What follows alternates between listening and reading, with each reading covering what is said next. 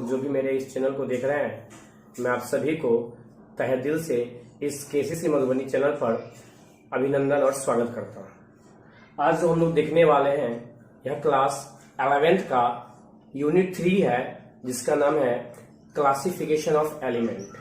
Clear है? Actually ये जो आप देख रहे हो अभी, classification of element and periodicity in properties.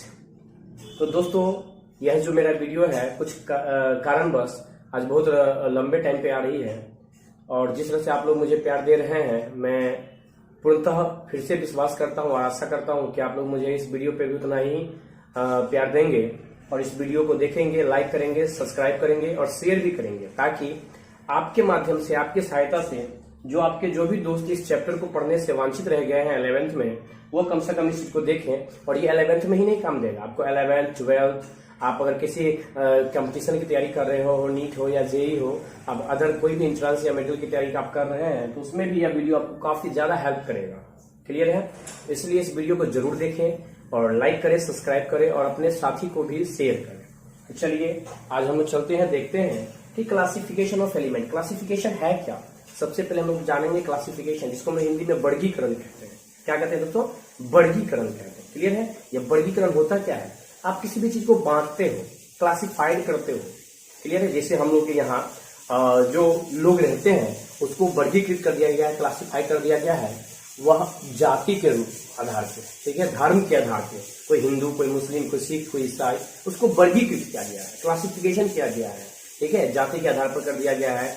ब्राह्मण, राजपूत, भूमिहार, नहीं, ओबीसी, एससी, एसटी, ये सब सारी जाति की कास्ट पे, फॉरवर्ड, बैकवर्ड, सब कुछ जाति के आधार पे इसको क्या किया गया है? क्लासिफाइड किया गया है। ठीक उसी तरह से एलिमेंट जब डिस्कवरी हुई थी एलिमेंट का, उस समय में इस एलिमेंट को जानने में बहुत प्रॉब्लम होती थी, इसकी प्रॉपर्टीज को जानने में प्रॉब्लम होता था, इसका जो प्रॉपर्टीज क्या है, तो ये सब थोड़ा सा जानने में प्रॉब्लम होती थी, जिसके कारण इसको क्लासिफाइड किया गया। और इसकी क्लासिफिकेशन जो है एलिमेंट का, वो कैसे किया गया है, वो हम आपको आगे दिखाते हैं। देखते, जब आप मेडिसिन की दुकान पे जाते हैं तो आप अगर किसी को बोलते हैं, वहां जो दुकानदार होता है, आप उसको बोलते हो मेडिसिन के लिए कि हमको एक पेंटेड सल्फा चाहिए या विकोसिल चाहिए, तो क्या वो पूरा दुकान में खोजता है? नहीं खोजता है। ऑफकोर्स, क्यों नहीं खोजता है? क्योंकि उसने उस मेडिसिन को क्लासिफाइड करके रखा गया है, गया और निकाल करके आपको दे दिया एट अ टाइम। ठीक है? तो ठीक उसी तरह से इसकी प्रॉपर्टीज को जानने के लिए, समझने के लिए इस एलिमेंट को क्लासिफाई किया गया है, ताकि आने वाले जो पीढ़ियां हैं उसको यह प्रॉब्लम ना हो। तो इसके बारे में कैसे इसकी क्लासिफिकेशन हुई है, वो टोटल बातें मैं आपको बताने वाला। तो चलिए सबसे पहले हम लोग देखते हैं, इसमें क्या देखेंगे? इंट्रोडक्शन। क्या देखेंगे?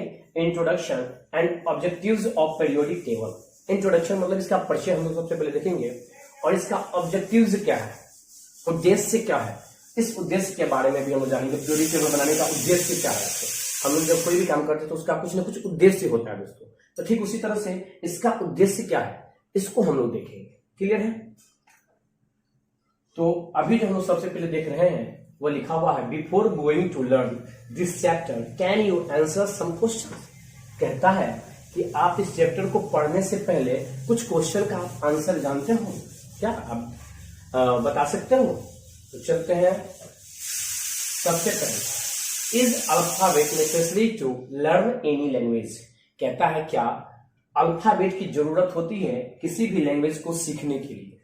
नहीं, जैसे हिंदी सीखिए, उर्दू सीखिए, इंग्लिश सीखिए, तमिल सीखिए, बंगाली सीखिए, जो भी आप लैंग्वेज सीख रहे हैं, बहुत सारे लैंग्वेज है, किसी भी लैंग्वेज को सीखने के लिए क्या उस लैंग्वेज की अल्फाबेट की जरूरत होती है? तो यहां पर आपके पास ऑप्शन है यस और नो। तो यस दोस्तों, यस समझ गए? क्यों? रीजन क्या है स्टूडेंट कि यह जो अल्फाबेट है, आपको जब तक अल्फाबेट नहीं आएगा आप उस लैंग्वेज को नहीं सीख पाओगे। अगर आपको इंग्लिश बोलना है तो इंग्लिश के लिए आपको एबीसीडी आना चाहिए। वो एबीसीडी इंग्लिश के लैंग्वेज का अल्फाबेट हो गया। हिंदी के लिए क ख ग घ अ आ सब जो है, ये उसका अल्फाबेट हो गया। समझ गए? तो वो अल्फाबेट आपको आना चाहिए। जब तक आप अल्फाबेट नहीं सीख पाओगे तब तक आप उस लैंग्वेज को नहीं सीख पाओगे, नहीं बोल पाओगे। क्लियर है? तो अल्फाबेट सीखने के बाद ही आप उस लैंग्वेज के बारे में जान पाइएगा। अब देखिए नेक्स्ट, जैसे यहां पर आपको दिखाई दे रहा होगा तेलुगु अल्फाबेट। क्या दिखाई दे रहा है? तेलुगु। तो तेलुगु में हम यहाँ से देखेंगे, ये जो तेलुगु अल्फाबेट है, इस तेलुगु अल्फाबेट में यहाँ से ये लिखा हुआ, we need Telugu alphabet to learn Telugu. मतलब आपको अगर अल्फाबेट अगर तेलुगु जानना है, सीखना है, तो उसके लिए तेलुगु का अल्फाबेट आपको जानना ही पड़ेगा। क्लियर है? ये आपको तेलुगु का अल्फाबेट है। ठीक उसी तरह से अब देखिए दोस्तों, ये क्या है? इंग्लिश का अल्फाबेट। नहीं, we need English alphabet to learn English. अगर आपको अंग्रेजी जानना है, अंग्रेजी पढ़ना है, इंग्लिश जानना है, तो आपको इंग्लिश का अल्फाबेट भी जानना ही पड़ेगा। नहीं, देखिए लिखा हुआ यहाँ पर ABCD, ए से एप्पल, बी से बॉल, सी से कार, डी से डॉग। नहीं जी, हाँ, या ऐसे बोलोगे, ऐसे बड़का एप्पल, बी से बड़ा एप्पल, सी से छोटा एप्पल, डी से डबल एप्पल ना। जो भी आप इसको देख रहे हो, यह एक अल्फाबेट है, इंग्लिश का अल्फाबेट है। इसी इंग्लिश के अल्फाबेट के थ्रू आप इंग्लिश के बारे में जानो। We need English alphabet to learn English. ठीक उसी तरह देखिए मेरे प्यारे स्टूडेंट्स, कह रहा है कि based on this fact some scientist considered chemistry as a language and periodic table as its alphabet chart. Clear है? अब यहां से हम लोग क्या कर रहे हैं? अल्फाबेट चार्ट के अकॉर्डिंग पीरियोडिक टेबल को यहां से हम लोग बना रहे हैं। क्लियर है? देखिए यहां से ये हो गया lithium, sodium, potassium, rubidium, caesium, francium. इस तरह से ये टोटल अल्फाबेट के बेस पे अल्फाबेट को लेकर ही इस सारे पीरियोडिक टेबल को तैयार किया गया है, बनाया गया है। इसी पीरियोडिक टेबल को हमको इस चार्ट को आगे पढ़ना है। ठीक है? ये पीरियोडिक टेबल आया कैसे, इसकी डिस्कवरी कैसे हुई, सब कुछ हमको आगे देखना है। क्लियर है? मैं आपको सब कुछ आगे बताने वाला हूँ, लेकिन हाँ, एक बार जरूर इस वीडियो को पूरा देखें, लाइक और सब्सक्राइब और कमेंट जरूर करें। ठीक है? ताकि मुझे और आगे आपको वीडियो बनाने में और मैं हेल्प मिले। मैं इस सारे चैप्टर जो है, यह अभी स्टार्ट हुआ है यूनिट 3 क्लासिफिकेशन ऑफ एलिमेंट, इसका मैं प्लेलिस्ट में बना करके सारे वीडियो को एक एक करके मैं डाल रहा हूं। यह आपका क्लास फर्स्ट है। क्लियर है? देखिए यहां आप कुछ देख रहे होंगे, a common growth of human. Human के अंदर जो ग्रोथ होती है, कॉमन ग्रोथ, वो कैसे है? देख रहे हैं? बच्चा पहले क्या होता है? नहीं, जब जन्म लेता है तो अंगड़ाता उड़ाता है। ठीक है? उसके बाद वो लड़खड़ाता है, देख रहे हो ना, रेंग करके चलता है। उसके बाद वो लड़खड़ा के चलेगा, फिर वह देखते हैं थोड़ा सा और ग्रोथ करता है, और लास्ट में एकदम पूरा सीना तान करके चलता है, पूरा ग्रोथ हो गया। यहाँ सब दिखाई दे रहा है। जिस तरह से धीरे धीरे धीरे धीरे धीरे धीरे ह्यूमन बॉडी में ग्रोथ होती है, ठीक उसी तरह से जो हमारा पीरियोडिक टेबल है वैसे ही ग्रोथ करता है। देख रहे हैं कैसे अच्छी तरह से ग्रोथ हो रही है, और ये हम लोग हमेशा देखते ही रहते हैं। ये हमारे जिंदगी में होता ही रहता है हमेशा। जब भी बच्चे जन्म लेते हैं, आप भी जन्म लिए होइएगा, हम भी जन्म लिए होंगे, तो धीरे धीरे इसी तरह से हमारे अंदर में भी, आपके अंदर में भी ग्रोथ हुआ होगा। यहाँ लिखा हुआ है, in the same manner there is a gradual growth in chemistry with the discovery of elements by scientists। ठीक उसी तरह से धीरे धीरे केमिस्ट्री के अंदर जितने भी सारे एलिमेंट है उसका डिस्कवरी साइंटिस्ट ने किया। समझ गया? धीरे धीरे केमिस्ट्री के अंदर में जो है सो क्या हुआ, एलिमेंट का डिस्कवरी हुआ। मैं आपको बता दूं, इन 1800 ओनली 31 एलिमेंट्स वेयर देयर। नहीं, हमारे यहाँ जो था 1800 ईस्वी की मैं बात करूं, 1800 ईस्वी में केवल और केवल 31 एलिमेंट की डिस्कवरी हुई थी। कितने एलिमेंट की? 31 एलिमेंट्स की डिस्कवरी हुआ था।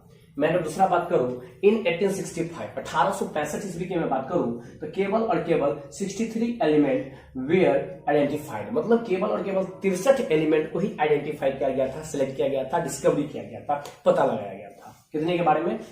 63 का। कितने ईस्वी में? 1865 ईस्वी की मैं बात करूं। 1800 में था 31, 1835 में 65 में आ गया 63, और अभी जो लोग प्रेजेंट देख रहे हैं, at present 114 elements they are known. अभी तक कुल 114 एलिमेंट के बारे में हम लोग पढ़ रहे हैं। हालांकि अब हो गया 118 एलिमेंट, अभी हमने यहाँ पर मेंशन किया है 114 के बारे में। क्लियर है? तो हम लोगों ने क्या देखा कि 1800 ईस्वी में आ गया 31 गो एलिमेंट, 1865 में आ गया 63 एलिमेंट। उस तरह से अभी प्रेजेंट में 118 या 114 के बारे में हम लोग पढ़ते हैं। तो धीरे धीरे यह ग्रोथ होता जा रहा है। क्लियर है? एलिमेंट बढ़ता हुआ जा रहा है। आप देखिए हम लोग यहाँ पर देख रहे हैं, to understand the properties of the elements easily they are classified systematically. नहीं, कहता है कि जो आप एलिमेंट को क्लासिफाई करते हो वो एकदम इजीली तरीका से आप उसको क्या करोगे, सिस्टमेटिक ढंग से क्लासिफाई कर सकते हो उसके प्रॉपर्टीज के बेस पे। किसके बेस पे? उसके प्रॉपर्टीज के बेस पे। ऑब्जेक्टिव्स हमने अभी आपको बताया था स्टार्टिंग में कि हम लोग इस जानेंगे इस चैप्टर का ऑब्जेक्टिव्स क्या है, उद्देश्य क्या है। तो यहाँ पर लिखा हुआ है, after studying this chapter you will be able to, जब आप इस चैप्टर को स्टडी कर लोगे, पढ़ लोगे, उसके बाद आप इस चैप्टर के अंदर क्या क्या जानने वाले हैं मैं आपको उसके बारे में बता रहा हूँ। यह चैप्टर पढ़ाने का मेरा उद्देश्य क्या है मैं उसके बारे में बता रहा हूँ आपको। तो देख लीजिए, सबसे पहले मेरा उद्देश्य है कि हम लोग जब इस चैप्टर को पढ़ें तो आप understand the need for classification of element. Element को क्लासिफाई करना क्यों आवश्यक है, क्यों जरूरत है, हम लोगों को क्या जरूरी है कि हम लोग एलिमेंट को क्लासिफाई करें, ठीक है, या क्लासिफाई क्यों किया गया, इसके बारे में हम लोग जानेंगे। Understand the present form of the periodic table, अभी का जो पीरियोडिक टेबल का फॉर्म है जो मैंने अभी आपको पीछे दिखाया था उसके बारे में हमको जानना है कि आखिर क्या है, कैसे उसको क्लासिफाई किया गया है। नेक्स्ट में classify the element into S P D F block and learn their main characteristic. जितने भी सारे आपने ग्रुप देखा था ना, जितने भी सारे आपने पीरियड देखा था ना, जितने भी सारे आपने एलिमेंट को देखा 114 एलिमेंट्स, तो टोटल को क्या किया गया है, ब्लॉक में क्लासिफाइड कर दिया गया, 4 ब्लॉक में क्लासिफाइड कर दिया गया है। S P D F 4 block में इसको क्लासिफाइड किया गया है। समझ गए? चलते हम लोग उसके बाद understand the periodic trends in properties, और इसका जो पीरियोडिक टेबल है उसकी ट्रेंड्स की जो प्रॉपर्टीज है, क्या प्रॉपर्टीज है, वो सारे चीजों को हमको पढ़ना है। तो ये हमारा ऑब्जेक्टिव जो है कि हम इस चैप्टर को जब स्टडी करेंगे, पढ़ेंगे, तो पढ़ने के बाद आप इस चैप्टर के अंदर में इतने सारे चीजों को पढ़ना है, इतने सारे चीज के बारे में आप जानोगे। क्लियर है? एकदम मन लगा के इसको आप एकदम अपने माइंड को कंसंट्रेट करके इसको पढ़ना है, तब ये सारी बातें आप समझ पाएंगे। चलते हैं genesis of periodic classification. Periodic जब क्लासिफिकेशन हुआ है वो कैसे हुआ है हम लोग उसके बारे में जानते हैं। देखिए, why do we need to classify element, element का क्लासिफाई करना क्यों जरूरत है। अब आपको कोई कहेगा कि बताओ आपको पढ़ना क्यों जरूरत है, ये भी कोई बात है क्या, पढ़ना क्यों जरूरत है?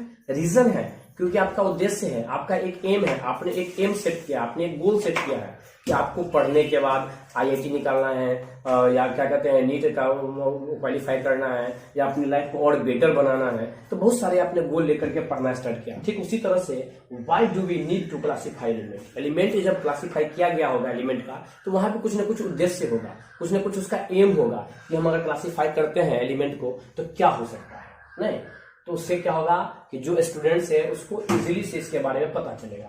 एट प्रेजेंट 114 एलिमेंट्स, अभी स्टार्टिंग में 114 एलिमेंट है अभी प्रेजेंट में, जिसके बारे में हम लोग जानते हैं। It is a very difficult to study all elements at a time, एक समय में एक साथ अभी इसको स्टडी करना बहुत ही क्या है, मुश्किल होता है। 114 एलिमेंट के बारे में हमने बताया था 118 हो गया है, 4 एलिमेंट के बारे में भी पूरा सेटिस्फाइड नहीं हुई है, जिसके कारण यहाँ नहीं हमने लिखा है, आगे हम आपको बताएंगे जब अगला फिर चलेगा तो उसमें वीडियो में। तो ये 114 के बारे में जानना बहुत कठिन हो गया है, नहीं डिफिकल्ट हो गया है। तो उसके बारे में जानने के लिए, स्टडी करने के लिए, अध्ययन करने के लिए वह एलिमेंट को क्या किया गया है, क्लासिफाइड किया गया है। क्लियर है? तो देखिए यहाँ से हम लोग देख रहे हैं, यहाँ से आपको दिखाई दे रहा होगा, so as to understand the properties of the element easily they are classified systematically.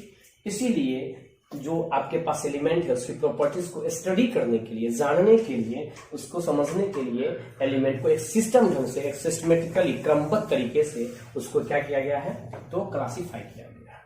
Clear है?